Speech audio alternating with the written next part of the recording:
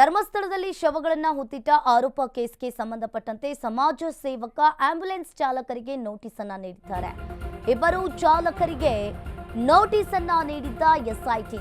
ಧರ್ಮಸ್ಥಳದಲ್ಲಿ ಶವಗಳನ್ನು ಹುತ್ತಿಟ್ಟ ಆರೋಪ ಕೇಸ್ಗೆ ಸಂಬಂಧಪಟ್ಟಂತೆ ಇಲ್ಲಿ ಸಮಾಜ ಸೇವಕ ಆಂಬ್ಯುಲೆನ್ಸ್ ಚಾಲಕರಿಗೆ ನೋಟಿಸ್ ಅನ್ನು ನೀಡಲಾಗಿದೆ. ಇಬ್ಬರು ಚಾಲಕರಿಗೆ ಎಸ್ಐಟಿ ನೋಟಿಸ್ ಅನ್ನು ನೀಡಿದೆ.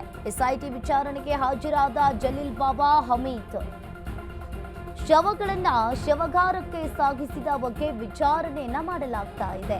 ಯುಡಿಆರ್ ಪ್ರಕರಣದ ಅಡಿ ಇಲ್ಲಿ ಬೆಳಕಿಗೆ ಬಂದಿದೆ ಮಾಹಿತಿ. ಇನ್ನು ಯುಡಿಆರ್ ಪ್ರಕರಣದಡಿ ಶವಗಾರಕ್ಕೆ ಸಾಗಿಸಿದ ಬಗ್ಗೆ ಎಸ್ಐಟಿ ಅಧಿಕಾರಿಗಳು ಆ ಇಬ್ಬರನ್ನ ತನಿಖೆಯನ್ನ ಮಾಡ್ತಾ ಇದ್ದಾರೆ. ಇನ್ನು ಪೊಲೀಸರ ಸಮ್ಮುಖದಲ್ಲಿಯೇ ಬೆಳ್ತಂಗಡಿ ಎಸ್ಐಟಿ ಕಚೇರಿಯಲ್ಲಿ ಇಬ್ಬರ ವಿಚಾರಣೆ ಕೂಡ ಮಾಡಲಾಗ್ತಾ ಇದೆ.